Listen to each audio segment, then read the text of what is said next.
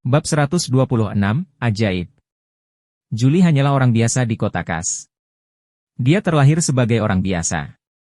Ketika dia masih muda, keluarganya sangat miskin dan dia tidak bersekolah. Belakangan, dia menikah dengan seorang tukang kayu, dan kehidupannya perlahan membaik. Meskipun suaminya tidak terlalu berbudaya, dia adalah seorang tukang kayu yang baik dan sedikit terkenal di kota Casar. Kini setelah dia mempunyai 2 anak, kehidupannya cukup baik. Dari waktu ke waktu, Julie membeli beberapa sayuran ajaib untuk meningkatkan kehidupan keluarganya. Rumah Julie tidak jauh dari toko kebutuhan sehari-hari bunga lili laba-laba merah. Dia biasanya pergi ke sana untuk membeli sesuatu. Toko kebutuhan sehari-hari lili laba-laba merah memiliki reputasi yang baik dan harganya tidak mahal, jadi Julie biasanya pergi ke sana ketika dia membeli sesuatu. Hari ini, Julie pergi ke toko kebutuhan sehari-hari Red Spider Lily lagi karena suaminya telah menyelesaikan kesepakatan bisnis lain hari ini dan menghasilkan 5 koin emas sekaligus. Jadi, Julie akan datang ke bunga lili laba-laba merah untuk membeli Molaila untuk dia makan. Ada alasan lain mengapa Julie membeli Molaila. Kedua anaknya sekarang bersekolah di Akademi Sihir di distrik Chengdong Kota Kasa, dan nilai mereka lumayan. Menurut para guru di sekolah, jika siswa sering makan sayuran ajaib, peluang mereka untuk menjadi penyihir akan lebih tinggi, yang sangat baik untuk perkembangan mereka. Orang tua tersebut tidak ingin anaknya sukses, maka Julie dan suaminya juga berhemat, berusaha membiarkan anaknya makan sayur ajaib seminggu sekali. Ini sudah merupakan standar yang sangat baik untuk rata-rata warga sipil. Begitu dia memasuki toko bunga Equinox Jepang, dia tercengang. Dia melihat tumpukan Molaila di bagian sayuran. Tentu saja dia mengenali Molaila dan seringkali. Itu juga satu-satunya sayuran ajaib yang mampu mereka beli. Alasan konsisten Julie adalah karena laba-laba iblis itu berbeda dari yang pernah dia lihat sebelumnya. Laba-laba iblis yang dia lihat sebelumnya berukuran panjang, pendek, dan memiliki berbagai bentuk yang aneh. Tapi laba-laba iblis ini benar-benar berbeda. Warnanya putih dan gemuk, bulat dan lurus, membuat orang ingin menggigitnya. Julie segera berjalan mendekat, dan seorang pelayan segera datang. Dia tersenyum pada Julie dan berkata, "Halo, ini naga iblis baru yang baru saja memasuki toko kami. Kualitasnya sangat tinggi, dan hanya ada satu di benua ini." Saat Julie melihat pakaian Molai yang begitu besar, dia sedikit enggan mengeluarkan uang. Dia ingin membeli yang lebih kecil. Tetapi masing-masing pakaian Molai tampaknya setidaknya berukuran 2 hingga 3 kati, jadi harganya hanya 2 hingga 3 koin perak. Sejujurnya, dia agak enggan mengeluarkan uang. Namun, saat dia mendengar pelayan mengatakan itu, dia merasa sedikit malu. Dia mengambil lobak setan dan berkata, "Kalau begitu aku akan mencobanya." Pelayan segera tersenyum dan menimbangnya untuknya. Jumlahnya sedikit lebih dari 3 kati. Pelayan menghitungnya sebagai 3 kati untuk Julie. Setelah Julie membayar, dia mengambil pakaian Molai dan pulang. Saat makan siang, Julie menggunakan setengah mangkuk sup yang terbuat dari Molaila. Suaminya telah bekerja sangat keras selama periode ini, dan putra sulungnya hari ini berusia 12 tahun. Sudah waktunya dia secara resmi mulai belajar sihir. Semakin awal dia bisa bermeditasi dan merasakan kekuatan gaib, semakin besar pencapaiannya di masa depan. Karena itulah Julie dan suaminya bersikeras untuk memberi anaknya setidaknya 1 kali makan sayuran ajaib setiap minggunya. Makan siangnya sangat sederhana. Itu adalah roti pipih dan sup molais. Ini sudah merupakan kehidupan yang sangat baik. Perlu diketahui bahwa ada banyak warga sipil di kota Kas sekarang. Mereka hanya bisa makan 2 kali sehari, dan makanan utamanya adalah nasi bambu. Ketika suami Julie, Raul, melihat sup Molai di atas meja, mau tak mau dia tertegun sejenak. Dia melirik Julie dan berkata, "Mengapa kamu membuat sup Molai hari ini? Serahkan pada Laurier." Julie tersenyum dan berkata, "Saya pergi ke toko bunga Paramita hari ini dan membeli setan laihu. Cukup untuk beberapa kali makan. Mereka bilang itu iblis laihu terbaik di benua ini, jadi saya membelinya untuk mencobanya. Bukankah kamu sangat lelah akhir-akhir ini? Saya perlu memberi nutrisi pada tubuh saya." Raul tidak mengatakan apapun. Dia duduk, mengambil biskuit, dan mulai makan. Putra tertua Julie, Laurier, dan putra bungsu, Ross, juga duduk dan menyesap supnya. Setelah menyesap supnya, Laurier tercengang. Dia menoleh ke Julie dan berkata, "Bu, sup yang kamu buat hari ini enak sekali." Rasanya, hatinya dipenuhi rasa manis. Saat ini, Raul juga menyesap supnya. Saat dia meminumnya, dia tercengang. Dia menoleh ke Julie dan berkata, "Sup hari ini enak sekali." Julie terkejut. Dia mengambil mangkuknya dan menyesapnya juga. Tidak buruk. Memang lebih segar dari sup yang dia makan setiap hari. Setelah meminum sup, dia merasakan tubuhnya sedikit memanas. Lengannya yang sakit tidak terasa sakit seperti sebelumnya. Julie sangat bingung. Dia tidak tahu apa yang sedang terjadi. Acara makan segera selesai, dan setelah itu, Julie membereskan meja, sementara Laurier pergi ke kamarnya untuk bermeditasi. Laurier sangat bijaksana. Dia tahu bahwa orang tuanya sedang mengalami kesulitan, jadi dia ingin belajar meditasi sesegera mungkin dan menjadi seorang penyihir suatu hari nanti. Dengan begitu, orang tuanya bisa menjalani kehidupan yang lebih baik. Hari ini, ketika dia mulai bermeditasi, Laurier merasa sangat berbeda. Dia merasa seperti dia bisa merasakan energi bergerak di sekelilingnya. Segera, dia merasa seperti memasuki dunia yang sangat indah. Ada banyak lampu kecil berwarna-warni yang bergerak di sekelilingnya. Dia mencoba merasakan cahaya kecil itu, tapi dia tidak menyangka bahwa beberapa lampu merah akan benar-benar masuk ke dalam tubuhnya. Laurier tersentak bangun. Meskipun dia belum tua, dia telah mempelajari teori sihir di sekolah selama beberapa tahun dan baru-baru ini belajar bermeditasi. Situasi barusan adalah apa yang dikatakan mentornya sebelumnya, sebuah tanda keberhasilan meditasi. Laurier segera melompat kegirangan dan berlari keluar rumah sambil berteriak sambil berlari, "Bu, saya bisa bermeditasi sekarang. Saya bisa bermeditasi sekarang." Hal ini membuat Raul dan Julie khawatir. Keduanya berlari keluar rumah dan menatap Laurier dengan heran. Julie bahkan berkata, "Nak, apa yang kamu katakan? Anda benar-benar dapat bermeditasi sekarang?" Laurier mengangguk penuh semangat. "Ya, saya benar-benar bisa bermeditasi sekarang. Saya baru merasakan unsur ajaibnya, seperti yang dikatakan guru." Julie dan Raul bersemangat, tapi mereka juga merasa sangat aneh. Mereka tidak mengerti kenapa Laurier tiba-tiba bisa bermeditasi. Laurier baru mulai belajar meditasi selama 10 hari. Gurunya pernah memberitahu Julie bahwa Laurier adalah seorang anak dengan bakat sihir yang hebat, tetapi karena dia belum banyak makan sayuran ajaib sejak kecil, setelah belajar bermeditasi, dia akan bisa merasakan unsur ajaib dalam sebulan. Kecuali dia memakan makanan yang mengandung unsur sihir dalam jumlah besar, mustahil baginya untuk merasakan unsur sihir terlebih dahulu dan belajar meditasi. Karena itulah Julie dan Raul merasa sangat aneh. Tiba-tiba Julie teringat pada molaila yang dibelinya. Dengan pemikiran tersebut, Julie segera berlari ke dapur, memotong sepotong molaila, dan berlari keluar lagi.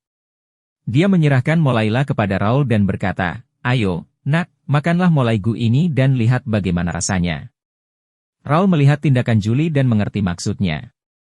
Dia juga memandang Laurier tanpa bergerak. Meskipun Laurier tidak begitu mengerti maksud Julie, dia tetap memakan potongan molaigu dengan patuh. Merasakan tubuhnya memanas, namun pikirannya lebih jernih dari sebelumnya. Dia segera berlari kembali ke kamarnya dan duduk bersila. Julie dan Raul juga mengikuti Laurier ke kamarnya. Laurier sekali lagi dengan cepat memasuki meditasi, dan kali ini dia merasakan kecepatan elemen sihir bahkan lebih cepat dari yang pertama kali. Laurier baru berhenti bermeditasi setelah beberapa saat dan memberitahu Julie dan Raul tentang situasinya. Mereka berdua saling berpandangan dan berlari keluar rumah hampir pada waktu yang bersamaan, langsung menuju toko kebutuhan sehari-hari Red Spider Lily. Situasi serupa terjadi di banyak tempat di kota Casar. Mereka adalah bangsawan kecil atau rakyat jelata. Anak-anak mereka memiliki bakat sihir yang baik, tetapi karena mereka tidak seperti bangsawan agung yang memakan sayuran ajaib sejak awal, mereka merasakan elemen sihir lebih lambat daripada anak-anak bangsawan agung. Lobak yang ditanam Zhao Hai semuanya dipenuhi dengan unsur magis. Jumlahnya beberapa kali atau bahkan belasan kali lebih banyak dari lobak biasa. Itu seperti obat yang anak-anak yang memiliki bakat sihir yang baik, memungkinkan mereka merasakan elemen sihir lebih cepat. Di mata mereka yang tidak mengetahui sihir, ini semua adalah ulah lobak. Di mata mereka, lobak adalah ramuan ajaib. Karena itulah mereka segera lari ke toko kebutuhan sehari-hari Red Spider Lily untuk membeli lobak ajaib itu. Alhasil, dari 10.000 jin lobak yang dibeli Laura dari Xiaohai, dia hanya berhasil menjual 2.000 jin di pagi hari. Setelah makan siang, semua lobak terjual habis, termasuk lobak lainnya di tokonya. Ketika orang-orang di toko memberitahu Laura tentang situasi ini, dia juga terkejut. Dia hanya mencoba menjual 10.000 pon lobak. Hanya beberapa toko di Kasa City yang menjual lobak di rak.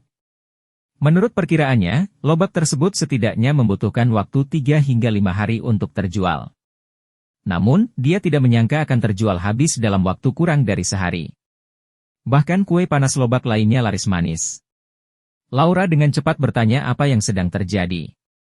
Ketika dia mengetahui bahwa ada banyak anak di kota Kas yang berhasil bermeditasi setelah makan lobak, dia merasakan ledakan di kepalanya. Laura tahu betul apa maksudnya ini. Dia tentu saja tidak percaya bahwa lobak itu begitu ajaib.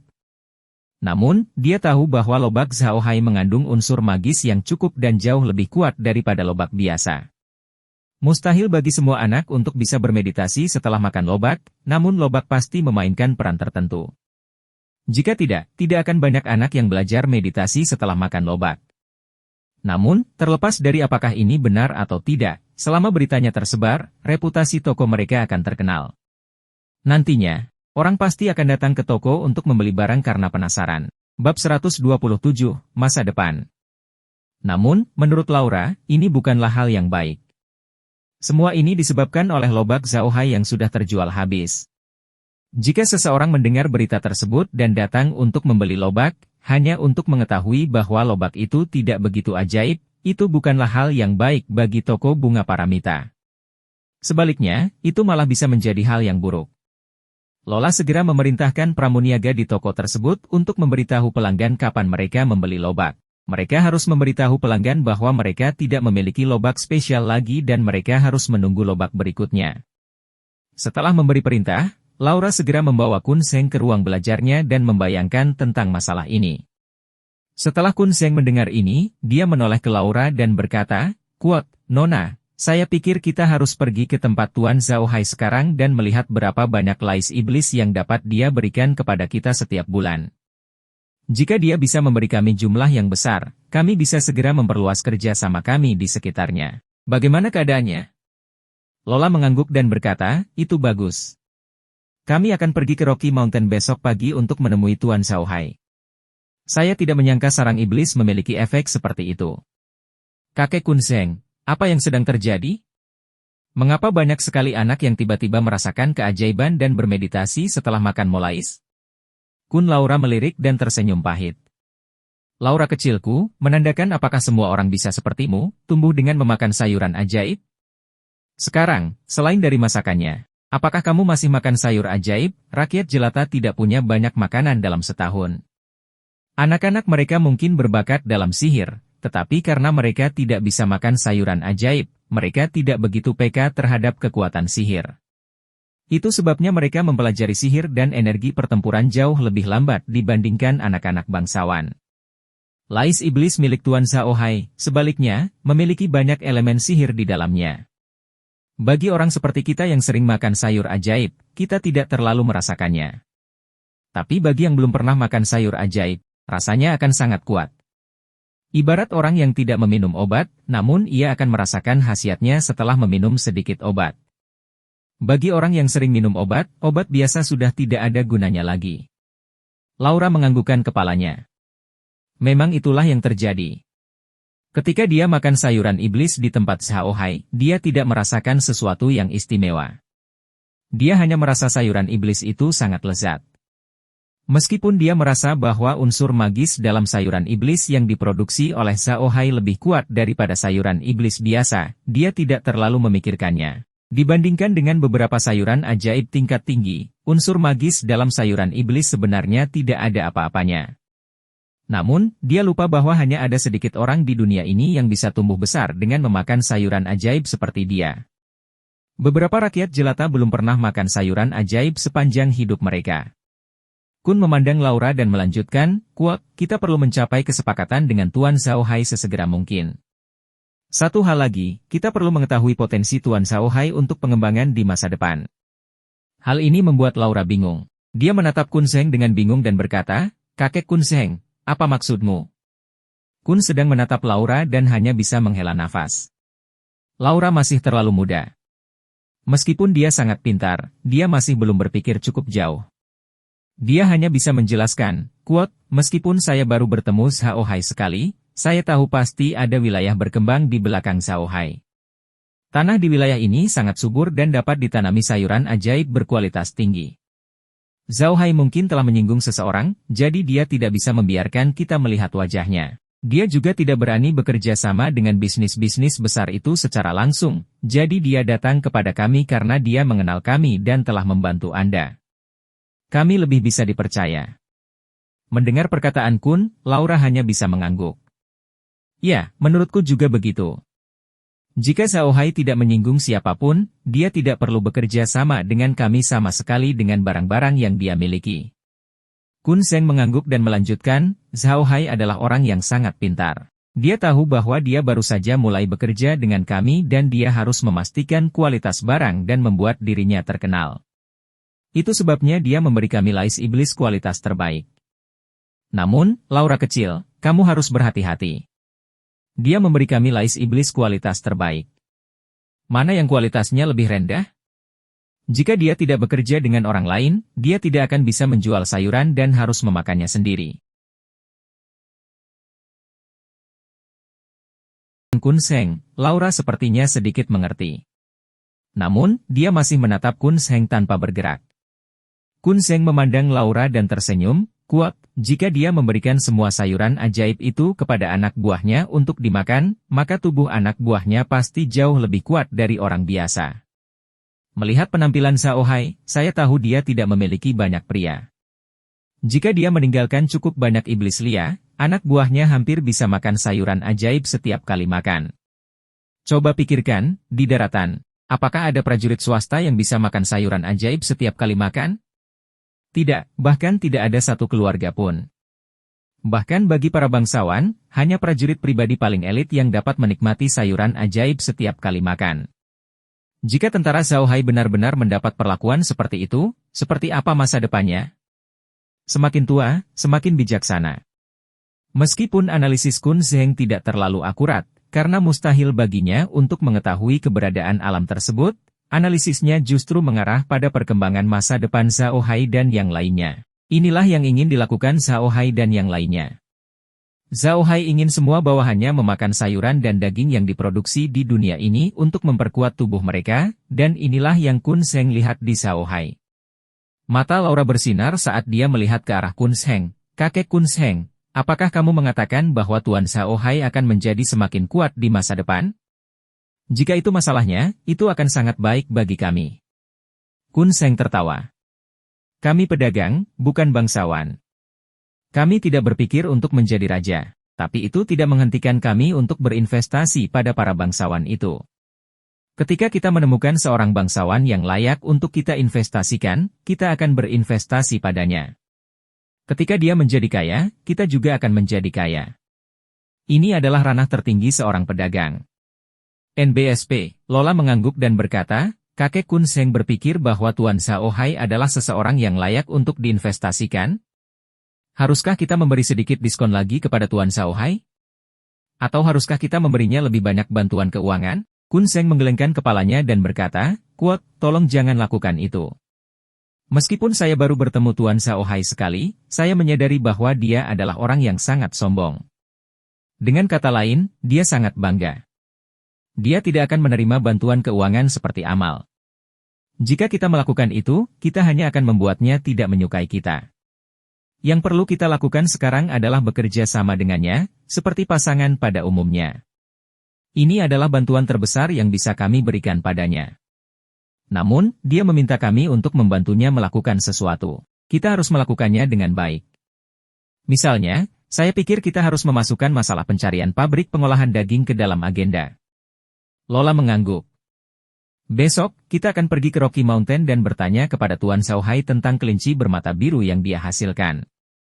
Lalu, kami akan menghubungi pabrik pengolahan daging. Kun Seng mengangguk. Itu hal yang benar untuk dilakukan. Kita harus mencari tahu lebih banyak tentang produksi kelinci bermata biru di kota Tuan Xiaohai sebelum menghubungi pabrik pengolahannya. Itu juga baik untuk Tuan Xiaohai.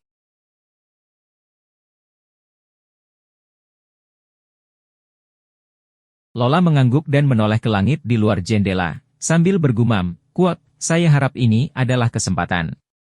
Meskipun saya tidak peduli dengan posisi besar para penyihir, saya harap saya tidak akan menjadi hadiah di masa depan dan diusir oleh orang-orang di keluarga itu." Ada alasan di balik perkataan Laura. Dia sudah berusia 18 tahun ini, dan keluarganya selalu berada dalam posisi lemah dalam keluarga penyihir. Semua keluarga besar di benua ini memiliki metode untuk mengkonsolidasikan kekuatan mereka, yang telah digunakan selama ribuan tahun. Mereka masih menggunakannya sampai sekarang, dan sepertinya mereka akan terus menggunakannya, yaitu pernikahan.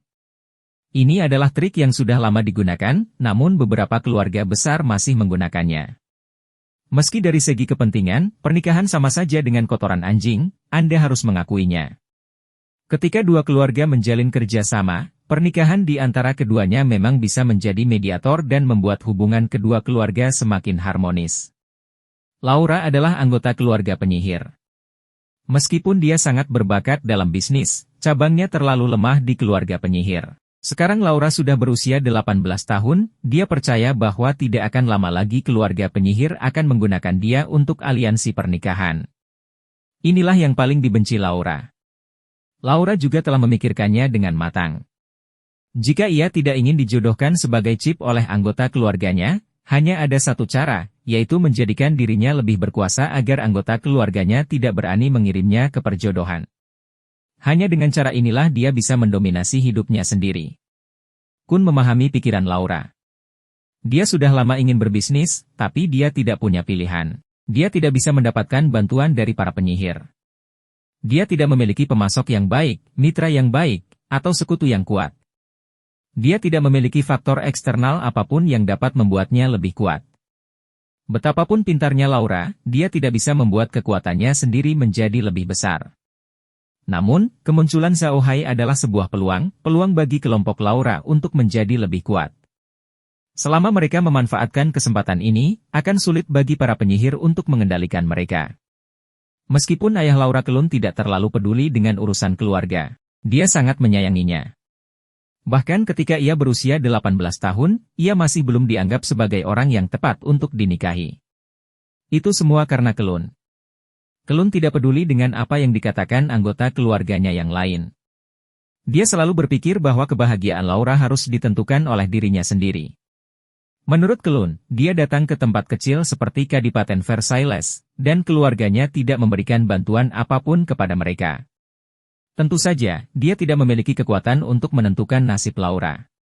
Namun, ini tidak cukup. Mereka membutuhkan kekuatan yang dahsyat. Jika tidak, cepat atau lambat keluarga itu akan mengambil tindakan terhadap Laura.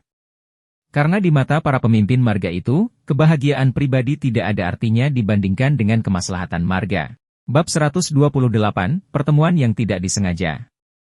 Xiaohai tidak mengetahui hal ini. Pada hari kedua konvoi Lola, Green sudah membawa 1000 koin emas dan sedang dalam perjalanan ke kota Kas. Berbeda dengan masa lalu, Green tidak mengklaim keluar kali ini. Sebaliknya, dia menunggangi rusa kutub bersisik dan berjalan terhuyung-huyung menuju kota Kas. Jadi, orang-orang yang menatap Rocky Mountain semuanya tercengang. Ada banyak orang yang menunggang kuda di benua ini, tapi orang-orang itu setidaknya akan menunggangi binatang ajaib kelas 2 atau lebih tinggi, seperti kuda api, kuda pengejar angin, dan sebagainya. Sangat sedikit orang yang mau menunggangi rusa kutub berskala. Kuda skala bertanduk memang merupakan hewan yang paling umum digunakan di benua ini, namun hanya digunakan oleh rakyat jelata. Bangsawan biasa tidak akan menggunakan kuda skala bertanduk karena terlalu lambat. Namun tentara tetap menggunakan sisik kuda bertanduk karena perawatannya sangat mudah. Meski tidak bisa digunakan untuk perang, itu adalah yang terbaik untuk mengangkut makanan. Bila diperlukan, kuda skala bertanduk juga bisa dijadikan makanan. Harganya sangat murah di daratan, dan bahkan jika mereka dibunuh dan dimakan mereka tidak akan merasakan sakitnya. Meski dagingnya tidak enak, bagi para prajurit itu sudah cukup menjamin mereka bisa makan sampai kenyang.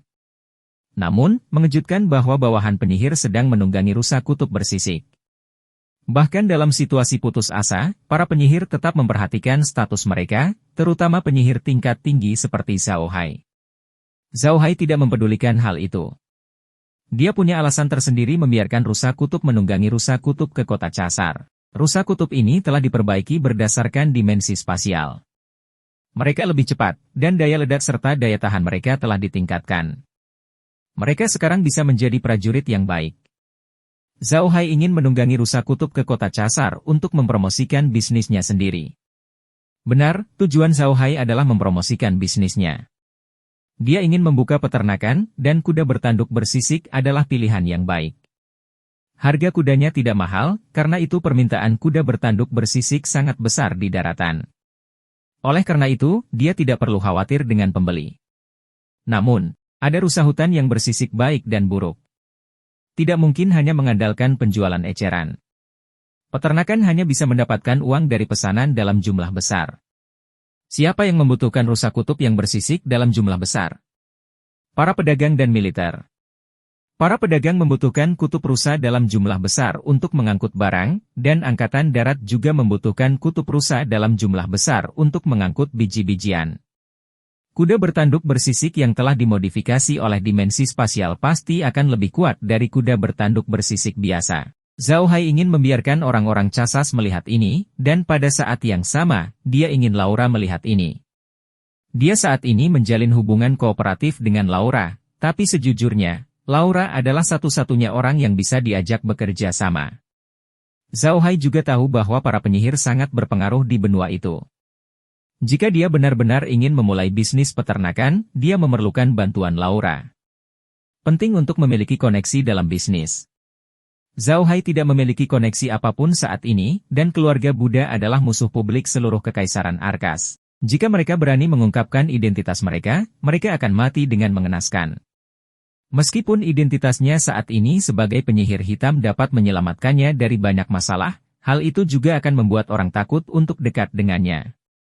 Tidak ada pengusaha yang mau bekerja dengan penyihir hitam dengan nama panggilan yang aneh. Karena alasan inilah Zhao Hai hanya bisa mengandalkan Laura. Dia harus membiarkan Laura melihat bahwa produknya adalah yang terbaik. Bahkan rusa kutub bersisik paling biasa pun lebih baik daripada rusa kutub lainnya. Dibutuhkan sekitar 2 hari untuk mencapai kota Casar dari Rocky Mountain. Ini adalah kecepatan yang relatif normal. Grim sekarang sedang menunggang kuda bertanduk bersisik. Bahkan jika dia bepergian dengan kecepatan normal, dia membutuhkan setidaknya 2 hari untuk mencapai kota Casar.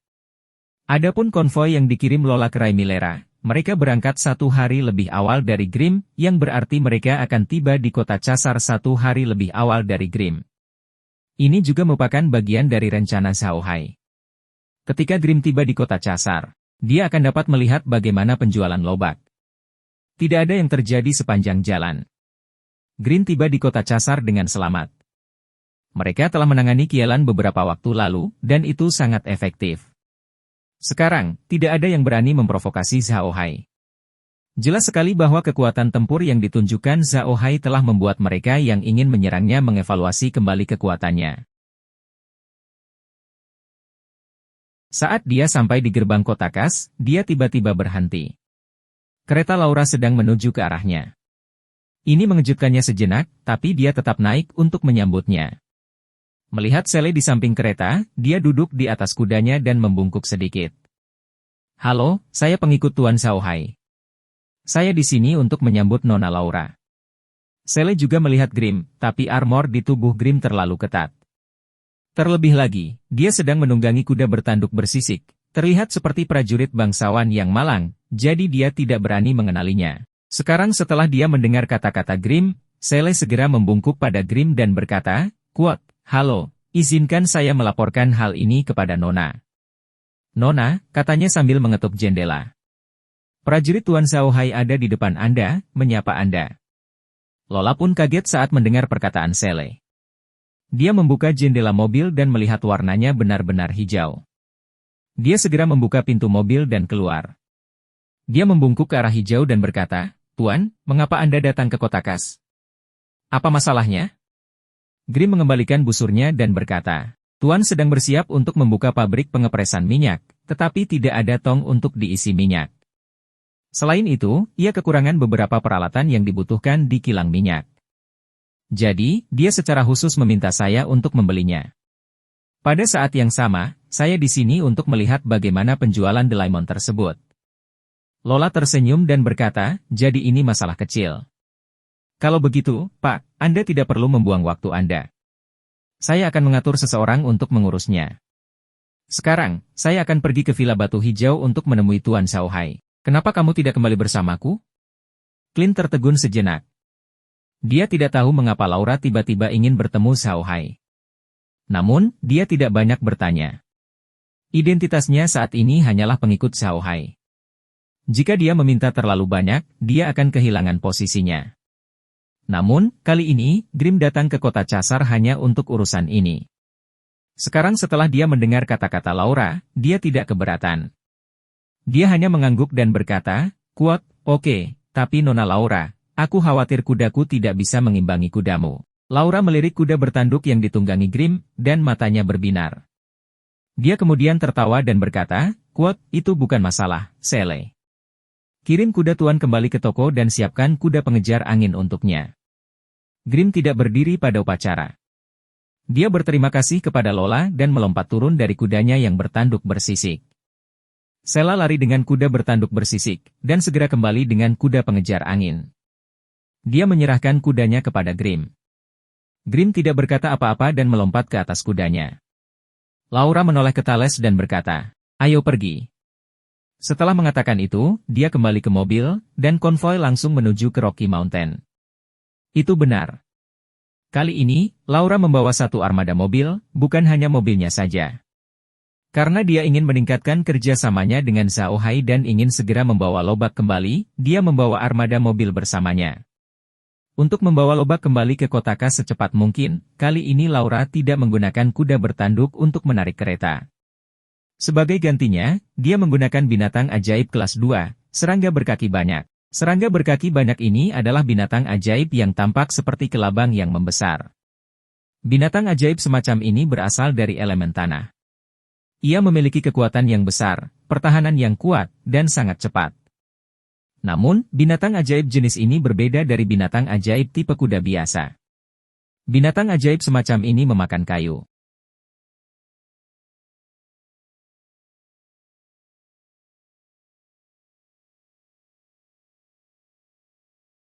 Meskipun binatang ajaib jenis ini terlihat sangat ganas, ia tidak memiliki kekuatan menyerang. Ia sangat jinak dan biasa digunakan oleh beberapa perusahaan dagang besar untuk menarik kereta. Namun, hanya sedikit perusahaan dagang besar yang mampu menggunakannya. Binatang ajaib jenis ini memiliki nafsu makan yang besar. Mempersiapkan kayunya saja akan menghabiskan banyak uang. Untungnya, binatang ajaib ini tidak pilih-pilih makanannya. Selama itu kayu, tidak masalah. Tentu saja, semakin segar kayunya, semakin baik. Binatang ajaib ini biasanya tidak digunakan di perusahaan dagang. Mereka hanya akan digunakan ketika ada kebutuhan mendesak untuk mengangkut barang. Kali ini, Laura yang menggunakannya. Laura harus menggunakannya. Dalam waktu kurang dari 1 hari, lobak yang didapatnya dari Xiaohai telah terjual habis. Saat ini, orang-orang bertanya tentang lobak jenis itu dari waktu ke waktu. Bahkan beberapa bangsawan menengah kecil akan mengirim orang untuk menanyakan tentang iblis ajaib lira itu. Dalam hal ini, tentu saja Laura berharap dapat mengangkut lobak tersebut kembali untuk dijual. Kuda skala bertanduk biasa terlalu lambat, dan perjalanan pulang pergi akan memakan waktu sekitar 4 hari. Laura tidak bisa menunggu selama itu, jadi dia menyiapkan 10 gerbong yang ditarik oleh serangga berkaki banyak dan langsung menuju ke Rocky Mountain. Kuda dewa salju dan pemburu angin sangat cepat, dan binatang ajaib biasa tidak dapat mengimbanginya. Namun, serangga berkaki banyak itu adalah binatang ajaib yang bisa mengimbangi mereka, jadi Laura menggunakannya untuk mengangkut barang. Namun, serangga berkaki banyak itu juga punya masalah. Daya dukungnya tidak terlalu kuat. 10 gerobak ini paling banyak hanya mampu membawa 10.000 jin lobak. Mustahil untuk menjadi seperti rusa kutub bersisik, yang dapat membawa setidaknya 2.000 jin. Karena itu, Laura telah mengatur armada kereta tanduk skala 20 yang lebih besar untuk mengikuti di belakang mereka. 20 gerbong bertanduk dapat mengangkut 40.000 jin lobak. Tampaknya Laura benar-benar siap tampil sekuat tenaga kali ini. Dia percaya bahwa Xiao Hai pasti bisa mengeluarkan begitu banyak lobak, karena Xiao Hai telah memberitahunya bahwa dia akan membawa Delaimi kapanpun dia datang. Green, sebaliknya, sangat senang. Dia juga melihat armada serangga berkaki banyak di belakang kereta Laura. Begitu dia melihat armada itu, dia mengerti mengapa Laura ingin bertemu Xiao Hai.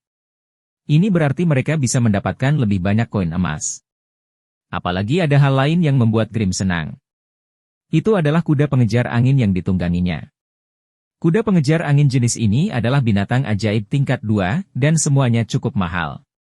Jelas sekali, mustahil baginya untuk mengambil kembali kuda yang diberikan Laura kepadanya. Selama dia tidak mengambilnya kembali, peternakan luar angkasa Xiao Hai dapat menggunakan kuda ini untuk membiarkan lebih banyak kuda. Inilah yang membuat Grim paling bahagia. Grim juga memperhatikan bahwa hewan-hewan di peternakan Xiao Hai bukanlah jantan atau betina. Terlepas dari apakah mereka jantan atau betina, mereka dapat bereproduksi di peternakannya. Ini kedengarannya konyol, tapi peternakan Xiao Hai bisa melakukannya. Oleh karena itu, Grim percaya bahwa dengan kuda pengejar angin ini, mereka akan segera dapat membiarkan kuda pengejar angin dalam jumlah besar. Bab 129, Lobak. Grim belum pernah bersentuhan dengan game komputer sebelumnya, jadi dia tidak tahu kata digitalisasi. Terus terang, ruang Xiao Hai lahir dari sebuah game, Monster Mutant. Selain meningkatkan fungsi game, ia juga mempertahankan karakteristik beberapa game tersebut. Misalnya, hal-hal yang tumbuh dan dibesarkan oleh Xiao Hai semuanya dapat didigitalkan, yang merupakan salah satu karakteristik ruang. Selalu ada beberapa hal yang kaku dalam hal-hal digital. Terlebih lagi, permainan sederhana seperti permainan bertani tidak memiliki desain yang terlalu ketat. Dalam permainan bertani, hampir tidak ada penyebut untuk hewan. Kalaupun ada, itu pasti hewan istimewa. Terlepas dari apakah hewan ini jantan atau betina, mereka semua akan menghasilkan sesuatu, dan beberapa di antaranya agak aneh. Dunia ini telah mempertahankan kemampuan ini.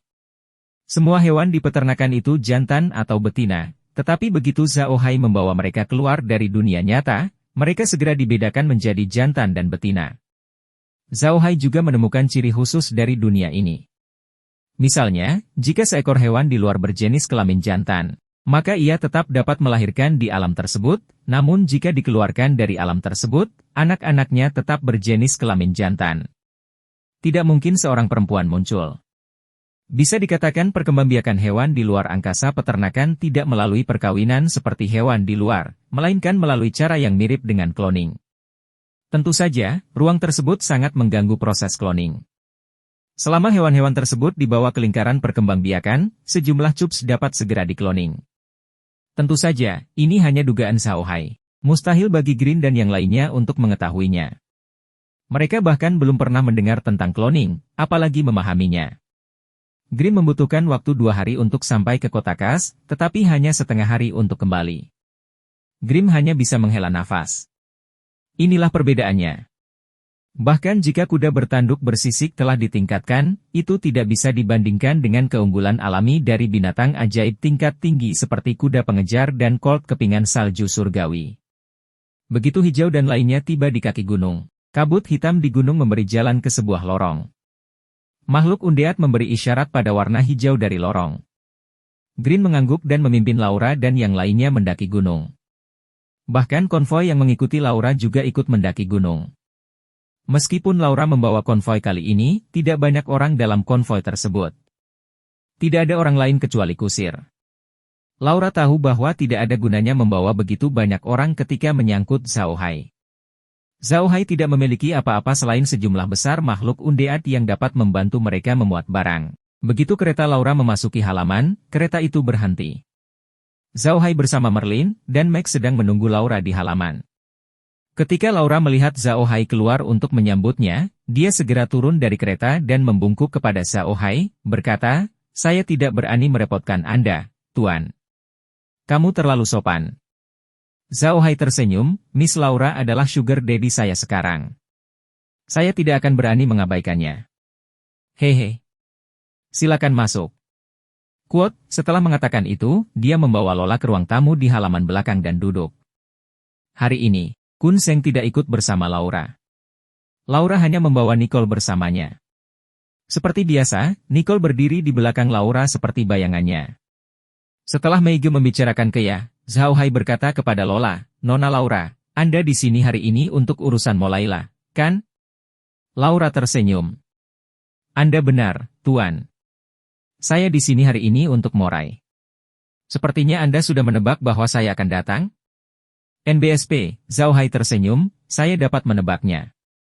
Aku yakin dengan layu iblisku, tapi aku tidak menyangka akan secepat itu. Sepertinya iblis layu milikku sangat populer." Laura tidak menyembunyikan apapun dan memberitahu Zhao Hai tentang situasi di kota Casar. Zhao Hai terkejut setelah mendengarnya. Dia menoleh ke Laura dan berkata, "Demon Lais punya kegunaan seperti itu? Saya benar-benar tidak mengharapkan ini. Mungkinkah Nona Laura yang mengatur ini secara khusus?" Zhao Hai, yang telah dibombardir oleh segala macam iklan di kehidupan sebelumnya, sangat curiga dengan kebenaran perkataan Laura. Laura tercengang oleh Zhao Hai. Meskipun perdagangan di benua Bahtera sangat berkembang, mengatur orang untuk membantu dengan iklan palsu masih belum pernah terjadi sebelumnya. Dia bahkan tidak pernah memikirkannya. Mendengar kata-kata Zhao Hai, dia dengan cepat menggelengkan kepalanya dan berkata dengan serius, "Mengapa guru berpikir seperti ini? Jika kami, perusahaan perdagangan Majidar, melakukan itu, bukankah itu akan menghancurkan reputasi kami sendiri?" Zhao Hai dengan cepat menjawab, "Saya hanya merasa bahwa masalah ini terlalu sulit dipercaya." "Kenapa ini terjadi? Saya tahu bahwa kualitas iblis laigu saya sangat tinggi, tetapi tidak mungkin sekonyol itu, bukan? Anda hampir memperlakukan laijia iblis saya sebagai obat ilahi. Ini bukan hal yang baik untukmu." Lola mengangguk dan memberitahu Zhao Hai tentang tebakan Kun Seng. Lalu, dia berkata dengan tenang, "Kuat, saya juga tahu kalau ini mungkin bukan hal yang bagus. Tapi kualitas molais yang diproduksi di sini memang tidak perlu diragukan lagi. Saya sudah memesan molais yang diproduksi di sini untuk dijual terpisah dari molais biasa. Saya yakin tidak akan ada terlalu banyak masalah." Setelah mendengar kata-katanya, mata Zhao Hai berbinar. Ia langsung memikirkan sebuah merek, yaitu merek dagang dan kesadaran merek. Laura mencoba menjadikan lobaknya sebagai merek, yang tentunya baik untuknya. Zhao Hai dengan lembut menepuk keningnya dan menoleh ke Laura, "Terima kasih, Nona Laura. Bagaimana dengan ini? Mulai sekarang, lobak iblisku akan disebut lobak. Saat Anda membeli lobak iblis saya, Anda dapat mengatakan bahwa itu adalah lobak. Bagaimana menurutmu?" Laura tertegun sejenak, tapi dia segera mengerti apa yang dimaksud Zhao Hai. Dia tidak bisa tidak memuji Zhao Hai di dalam hatinya. Dia tidak menyangka Zhao Hai akan memikirkan hal ini begitu cepat. Dia mengubah nama lobak setan sehingga lobak setan yang diproduksi di sini benar-benar berbeda dari yang diproduksi di tempat lain. Meskipun dia tidak memberikan merek dagang yang keras dan jelas pada lobak iblisnya, perubahan nama menjadi bentuk merek dagang lain yang akan segera diingat semua orang. Laura tidak bisa menahan senyum pada Zhao Hai, "Tuan benar-benar luar biasa. Jika Tuan terjun ke bisnis, saya khawatir saya tidak akan punya makanan untuk dimakan." Zhao Hai tersenyum, "Nona Laura, Anda terlalu sopan. Saya tidak memiliki keterampilan seperti itu. Mari kita mulai berbisnis." "Nona Laura, Anda di sini untuk mengambil lebih banyak lobak, bukan? Berapa yang Anda inginkan, Nona Laura?" Ketika Laura mendengar Zhao Hai memanggil Molair lobak, dia merasa sedikit canggung. Namun, dia langsung berkata, "Kuat, maka saya tidak akan menghadiri upacara bersama Anda, Tuan. Begini, saya berencana meminta 200.000 kati lobak dari Anda setiap bulan. Saya ingin tahu apakah Anda memiliki cukup stok?" Zhao Hai tersenyum dan berkata, "Jangan khawatir, Nona Laura. Stoknya pasti cukup. Sekalipun Anda menginginkan 400.000 pound sebulan, itu sudah cukup. Saya akan tetap mengatakan hal yang sama, saya akan meminumnya kapanpun saya datang. Saya juga bisa menjamin kualitasnya. Semua lobak segar." Mendengar kata-kata Zhao Hai, Laura menghela nafas lega. Pada saat yang sama, dia mulai menilai kekuatan Zhao Hai. Perlu diketahui bahwa sayuran bersifat musiman, terutama sayuran ajaib tingkat rendah seperti sayuran iblis. Biasanya, area produksi utama sayuran ajaib akan menggunakan lahan terburuk untuk menanam sayuran tersebut. Oleh karena itu, sifat musiman dari sayuran iblis bahkan lebih serius. Di musim panas, orang jarang melihat bayangan sayur setan di toko sayur. Karena itulah Laura mengevaluasi kembali kekuatan Zhao Hai. Dia benar-benar tidak mengerti bagaimana dia menanam lobak ini. Namun, dia masih khawatir Zhao Hai tidak akan bisa memasok lobak di musim panas. Karena itu, dia langsung berkata, "Saya ingin tahu berapa bulan Anda bisa menyediakan lobak dalam setahun? Apakah persediaan normal selama musim?" Zhao Hai mengerti maksud Laura. Meskipun dia dulunya seorang otaku, dia sangat paham tentang sayuran musiman seperti lobak. Namun, musim tidak ada di dunia ini. Mendengar pertanyaan Laura, Zhao Hai tidak bisa menahan senyum. "Kuat, jangan khawatir, Bu Laura. Kami akan menjamin pasokan tahunan, bahkan di musim panas. Kami juga akan menjamin kualitasnya, dan tidak akan ada tanda-tanda butiran jantung." Mendengar kata-kata Zhao Hai, Laura merasa lega. Dia mengelola toko sayur dan tahu betul bahwa lobak sangat mudah disimpan. Jika dikerjakan dengan baik, bahkan bisa disimpan beberapa bulan. Ada banyak bisnis di daratan yang menyimpan lobak selama musim puncak produksinya dan hanya membelinya di musim panas. Apalagi harganya akan lebih mahal. Bab 130, Misi. Ini adalah kabar baik, terutama bagi Zhao Hai. Dia memiliki wilayah yang luas untuk dikembangkan, dan tidak peduli berapa banyak uang yang dia miliki, itu tidak akan cukup. Sekarang seseorang ada di sini untuk memberi uang, dia tentu saja bahagia. Namun, Zhao Hai melakukan beberapa perhitungan. Peternakannya di luar angkasa sekarang bisa memelihara 1000 mata biru sekaligus. Dari awal beternak hingga kelinci dewasa dan bisa dipanen membutuhkan waktu sekitar 3 hari. Dia bisa mengumpulkan sekitar 10 kali sebulan. Yang berarti dia bisa menghasilkan sekitar 10.000 kelinci bermata biru sebulan. 10.000 sebulan tidaklah banyak. Jika dia juga memelihara kelinci bermata biru di tambang, dia akan memiliki lebih banyak untuk dijual ketika sudah matang. Zhao Hai sudah bersumpah.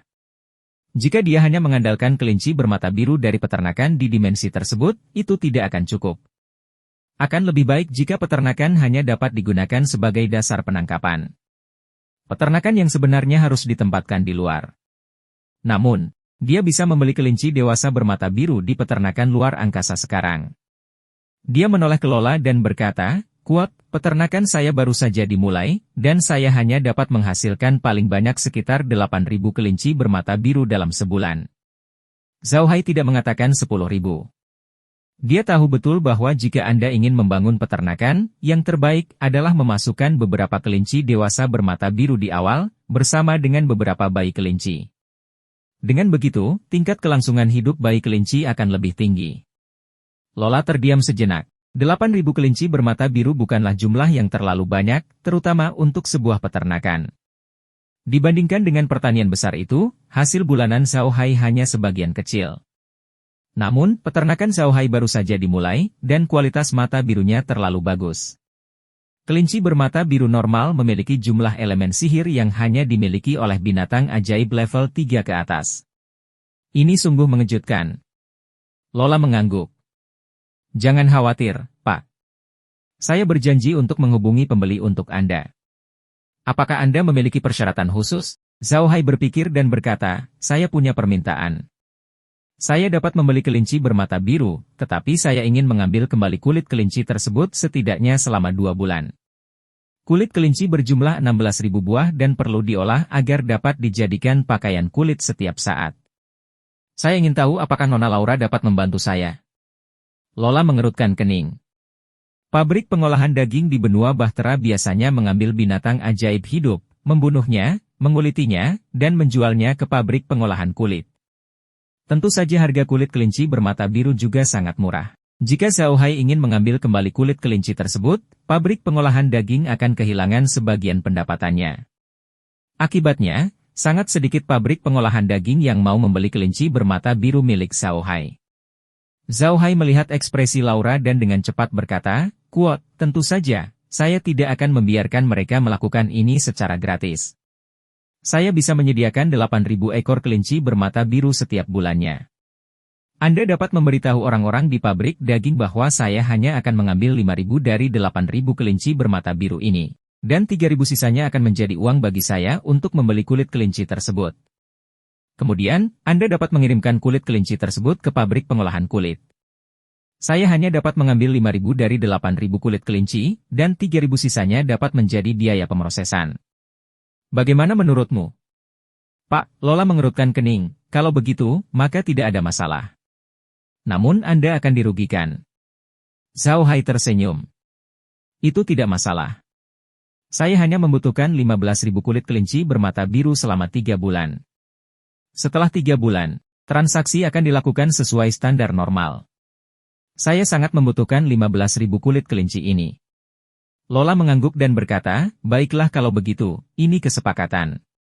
Saya akan berbicara dengan orang-orang itu dan mencoba mendapatkan kulit kelinci sebanyak mungkin untuk Anda. Zhao Hai tersenyum. Kita bisa melakukannya sekarang, tapi itu tergantung bagaimana pabrik pengolahan daging mengumpulkan kelinci bermata biru. Jika mereka mengumpulkan 8.000 sekaligus, mereka harus menunggu selama sebulan.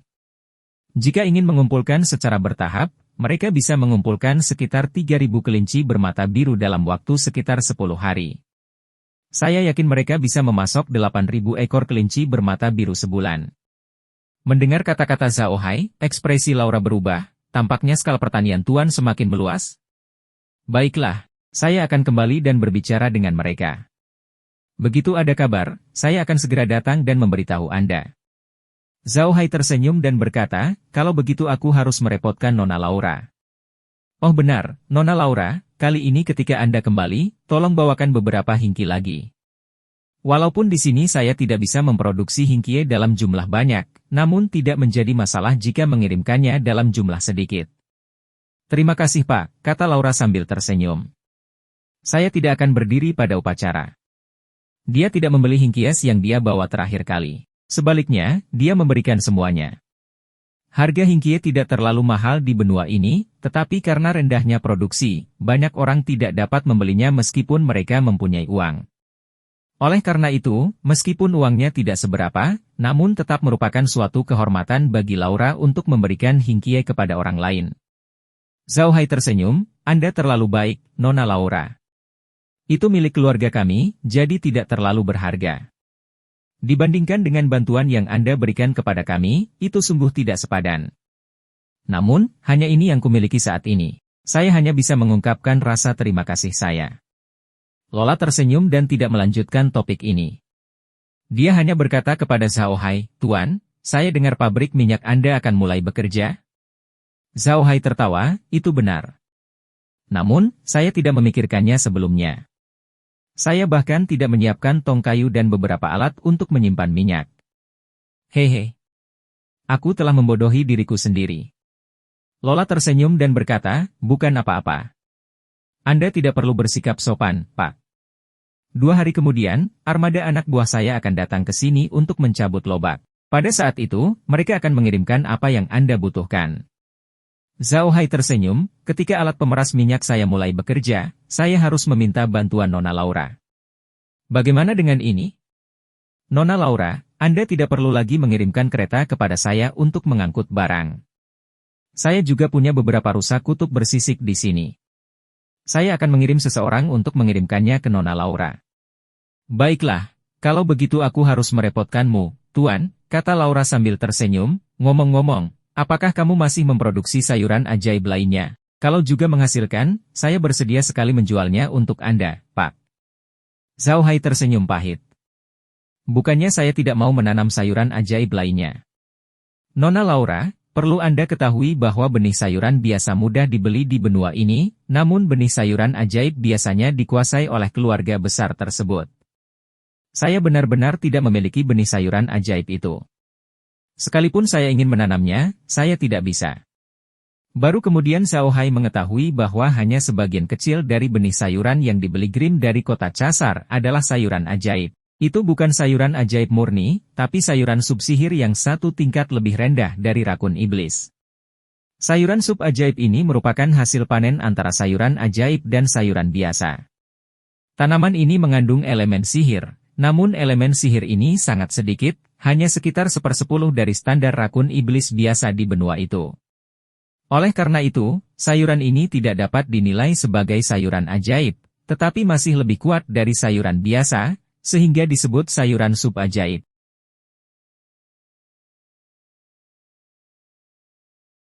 Besar adalah sayuran biasa. Sisanya yang disebut sayuran ajaib sebagian besar adalah jenis sayuran sup ajaib ini.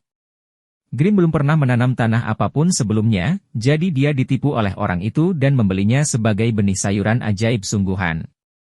Awalnya, Zhao Hai tidak mengetahui hal ini.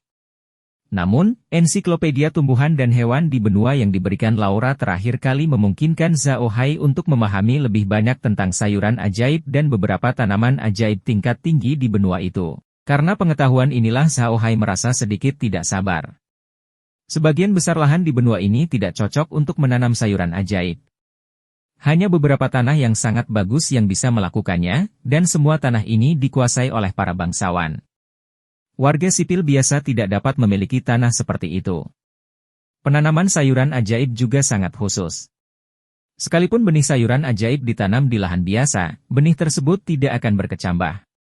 Warga sipil biasa tidak bisa mendapatkan benih sayuran ajaib.